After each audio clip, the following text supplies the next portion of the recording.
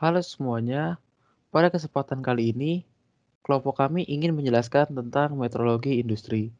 Pertama-tama, perkenalkan kami untuk memperkenalkan diri kami masing-masing. Nama saya Berbudi Wicaksono dengan NIM 515200009.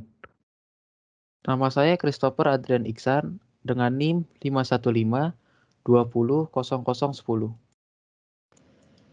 Nama saya Alfian Hertatma Wijaya dengan NIM 515200011. Saya Aldrik Chandra dengan NIM 515200012. Nama saya Erik Budiono Setiawan dengan NIM 515200013. Nama saya Andre Rajani Stelroy dengan NIM 515200014. Dengan dosen mata kuliah Penggapan Mesin 2 dan CAT, Bapak Sobron Lubis. Pertama-tama, saya ingin menjelaskan definisi tentang pengukuran, alat ukur, dan metrologi. Pengukuran adalah proses membandingkan suatu besaran yang tidak diketahui harganya dengan besaran yang telah diketahui harganya. Alat ukur adalah instrumen untuk mengetahui harga suatu besaran atau suatu variabel. Metrologi adalah ilmu pengukuran besaran di bidang teknik. Nah, metrologi industri itu memiliki definisi. Definisi dari metrologi industri adalah ilmu yang mempelajari tentang pengukuran dimensi dan karakteristik geometri suatu produk dengan menggunakan alat ukur, sehingga didapatkan hasil yang mendekati dengan hasil yang sebenarnya. Metrologi industri juga memiliki tujuan. Tujuan dari metrologi industri yaitu untuk menguasai dan mengetahui seluk-beluk dari pengukuran dan memastikan bahwa alat-alat ukur yang berada di industri berfungsi dengan baik dan memiliki tingkat akurasi yang memadai. Setelahnya akan diperoleh suatu hasil atau produk yang presisi, sehingga bila diaplikasikan pada dunia industri, dapat membuat sistem kerja industri menjadi lebih efektif dan lebih efisien. Selanjutnya yaitu klasifikasi pengukuran berdasarkan sifat alat ukur. Yang pertama, alat ukur langsung. Yang kedua, alat ukur pembanding. Yang ketiga, alat ukur standar. Yang keempat, alat ukur kaliber batas. Dan yang kelima, alat ukur bantu. Yang pertama ada alat ukur langsung. Alat ukur langsung adalah alat ukur yang hasil pengukurannya dapat langsung terbaca. Contohnya yaitu mikrometer. Yang kedua yaitu alat ukur pembanding, yaitu alat ukur yang berfungsi untuk mengukur beda ukuran suatu produk dengan ukuran dasar produk yang telah diperkirakan terlebih dahulu dengan menggunakan blok ukur.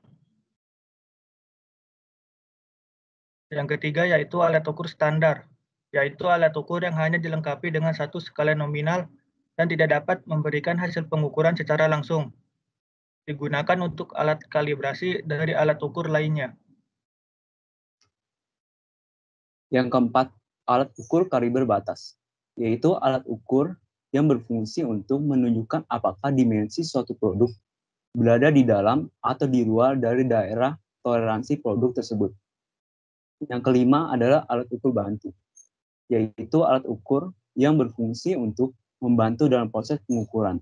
Sebenarnya alat ini tidak bisa mengukur suatu objek, namun karena peranannya yang sangat penting dalam pengukuran, maka alat ini dinamakan dengan alat ukur. Istilah penting dalam pengukuran. Yang pertama, ketelitian. Ketelitian adalah kesesuaian yang dilakukan antara beberapa pengukuran yang sama yang dilakukan secara berulang-ulang. Yang kedua, ketepatan. Ketepatan adalah kedekatan suatu hasil pengukuran dengan angka atau data yang sebenarnya. Yang keempat adalah toleransi. Toleransi memiliki arti dua batas penyimpangan yang diizinkan pada setiap ukuran elemen. Yang terakhir adalah kelonggaran. Kelonggaran adalah selisih antara kelonggaran lubang dan poros, di mana ukuran lubang lebih besar dari ukuran poros.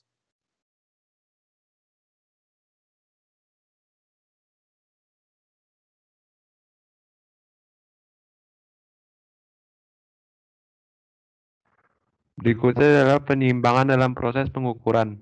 Penyimpangan yaitu perbedaan ukuran yang ditunjukkan alat ukur dengan ukuran sebenarnya. Berikut adalah faktor yang mempengaruhi pengukuran. Yang pertama adalah faktor alat ukur. Yang kedua, faktor benda ukur. Yang ketiga, faktor pengukur. Faktor yang keempat adalah faktor lingkungan. Berikut adalah macam-macam pengukuran. Yang pertama adalah pengukuran sudut, pengukuran linear, pengukuran ulir, dan pengukuran gigi roda. Yang pertama, pengukuran sudut. Pengukuran sudut terdiri dari dua alat. Yang pertama adalah busur derajat. Sudut dapat diukur menggunakan salah satu dari beberapa model busur derajat atau protrektor. Busur derajat sederhana terdiri dari bilah yang berputar relatif terhadap kepala setengah lingkaran yang mempunyai skala sudut. Busur derajat menggunakan satuan sudut derajat atau radian. Cara menggunakan busur derajat yaitu bilah diputar ke posisi yang sesuai dengan sudut benda kerja yang akan diukur. Sudut tersebut dibaca dari skala sudut.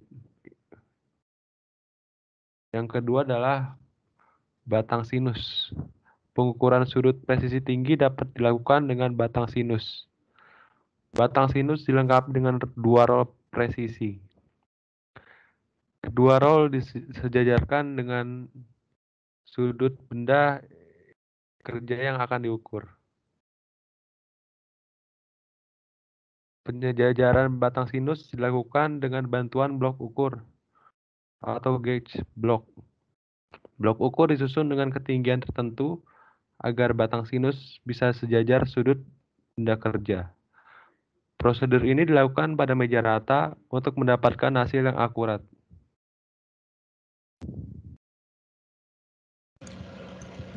B. Pengukuran linear. 1. Mikrometer. Mikrometer merupakan alat ukur linear langsung dengan tingkat ketelitian yang lebih tinggi hingga mencapai 0,01 mm. Fungsi utama mikrometer adalah untuk mengukur diameter. Dan 3 macam mikrometer yaitu mikrometer dalam, mikrometer luar, dan mikrometer kedalaman. 2. Jangka sorong atau mistar geser. Pada mistar geser terdapat skala utama dan skala nonius atau skala Vernier. Banyak garis pada skala Vernier menentukan tingkat ketelitian. Semakin banyak garis pada skala nonius, maka mistar geser semakin teliti tetapi semakin sulit dibaca karena jarak antar baris semakin rapat.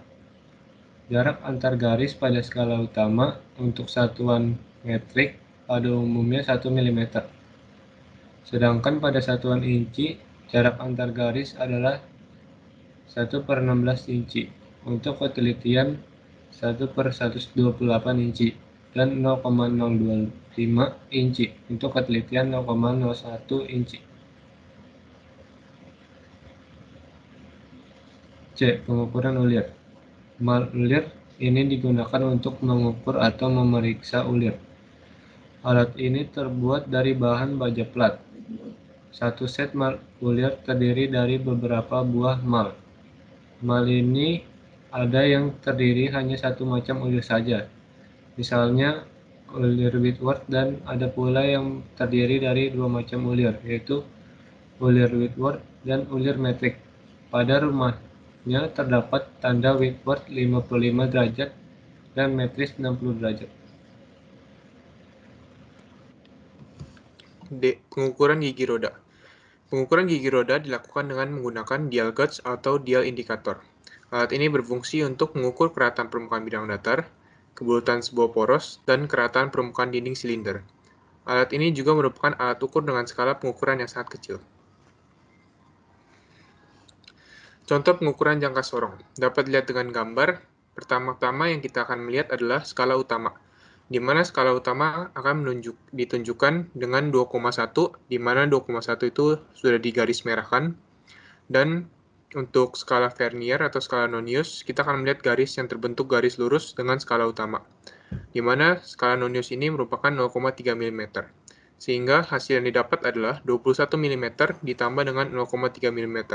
Sehingga hasilnya adalah 21,3 mm atau bisa juga disebut 2,13 cm. Selanjutnya adalah contoh pengukuran mikrometerskop.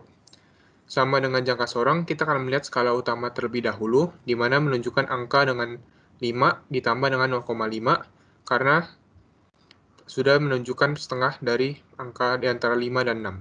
Selanjutnya adalah skala Nonius atau Vernier, di mana menunjukkan angka 0,28 mm.